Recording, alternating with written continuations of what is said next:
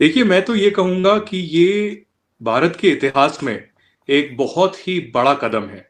ये इतना बड़ा कदम है कि भारत को जब इंडिपेंडेंस मिली थी, एक न्याय मिला था, फ्रीडम मिला था, उससे मैं इसको कंपेयर करूँगा। 11 दिनों से अपने व्रत के जरिए एक तपस्वी की भांति मैं इसको कंपेयर करूँगा पाकिस्तान के साथ जो युद्ध हुए वो भी इससे इससे बहुत छोटे हैं। ये एक हिस्टोरिकल सिविलाइजेशनल विक्ट्री तो मैं नहीं कहूंगा, लेकिन जो श्री प्रभु राम का एक एग्जाइल है, एक 500 साल का वनवास है, उसका अंत हुआ है। तो वहां पर भी जो इंडिया की का कल्चर और इसकी जो हिस्ट्री है और फिर उसको वहां पे तालीमी अपने निसाब में शामिल किया जाना, वहां पर टेम्पल्स का, जो कि इससे अगर आप कुछ साल पहले चले जाएं तो ऐसा नहीं था वहां। लेकिन हमेशा पाकिस्तान के जो मुसलमान हैं या इंडिया के मुसलमान हैं मुगलों को हीरो समझते हैं, जबकि हिंदू उनको जीरो समझते हैं। इन्वेडर थे, आए, जुल्म किया, बहुत जुल्म किया उन्होंने, थोड़ा सा जुल्म नहीं किया, बहुत ज्यादा जुल्म किया। मैं एग्री करता हूँ, मेरे वो हीरो नहीं है, मेरे हीरो नहीं है। मैं इस पे पहले मैं करेक्शन कर दूं, मेरे हीरो नहीं है वो। मेरी नजर में वो इन्वेडर थे इस लैंड। ये एक बहुत बड़ा पिलग्रिमेज सेंटर बनेगा। मुझे लगता है कि हिंदुस्तान में, भारत में ये एक सबसे बड़ा पिलग्रिमेज सेंटर बनेगा जिसमें लाखों श्रद्धालु आए। जय हिंद दोस्तों, फनतंत्र में आपका स्वागत है। आज 22 जनवरी को अयोध्या में प्रभु श्री राम का प्राण प्रतिष्ठा कार्यक्रम संपन्न हुआ।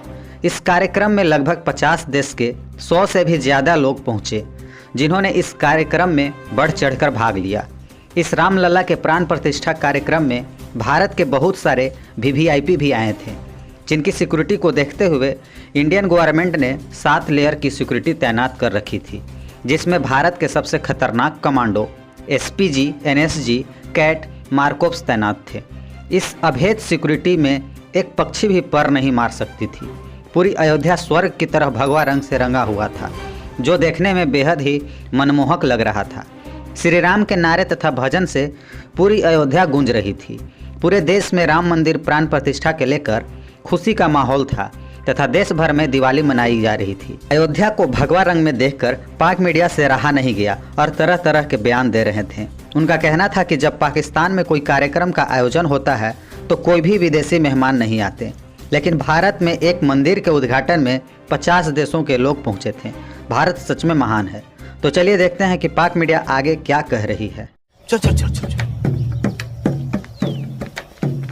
देखिए, मैं तो ये कहूंगा कि ये भारत के इतिहास में एक बहुत ही बड़ा कदम है। ये इतना बड़ा कदम है कि भारत को जब इंडिपेंडेंस मिली थी, एक न्याय मिला था, फ्रीडम मिला था, उससे मैं इसको कंपेयर करूंगा। मैं इसको कंपेयर करूंगा पाकिस्तान के साथ जो युद्ध हुए वो भी इससे बहुत छोटे हैं।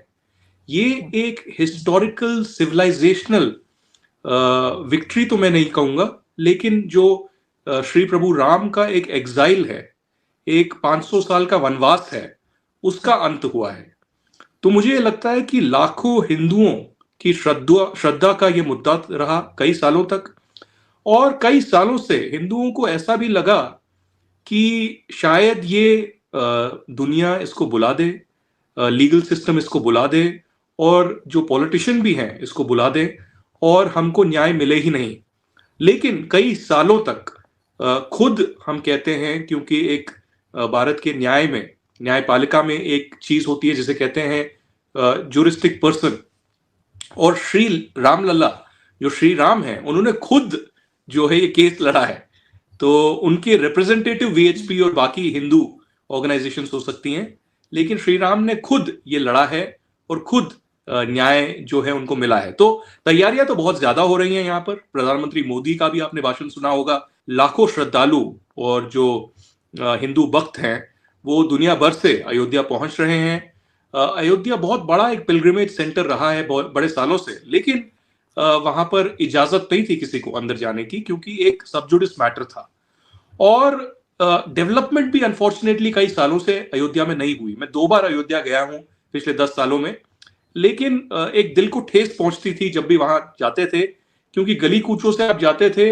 एक नॉर्मल, एक rural, semi rural, semi urban वहां पर लाइफस्टाइल था। कुछ ज्यादा डेवलपमेंट नहीं हुई थी।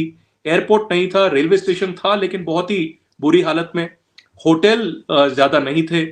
तो मुझे लगता है अब जो ये श्री राम जन्मभूमि मंदिर वहां पर बना है अयोध्या में, ये एक बहुत बड़ा पिलग्रिमेज सेंटर बनेगा। मुझे लगता है कि हिंदुस्तान में, भारत में ये एक सबसे बड़ा पिलग्रिमेज सेंटर बनेगा जिसमें लाखों श्रद्धालु आएंगे, और ये एक पिलग्रिमेज टूरिज्म के तौर पे भी आएगा जो अयोध्या की, उत्तर प्रदेश की और भारत की इकोनॉमी में भी बहुत ज्यादा मदद करेगा, क्योंकि दुनिया भर से जो सैलानी हैं, टूरिस्ट हैं और जो पिलग्रिमेज भी करना चाहते हैं, वो जरूर चाहेंगे ये देखना कि अयोध्या में क्या है। श्री राम लल्ला की जो मूर्ति है, आइडल है, उनको वहां पर देखना, निहारना, उनको पूजा करना, तो बहुत ही ऐतिहासिक है। प्रधानमंत्री मोदी ने खुद जो एक प्राण प्रतिष्ठा के कार्यक्रम के लिए एक बहुत रिगरस शेड्यूल, डिसिप्लिन शेड्यूल रखा है।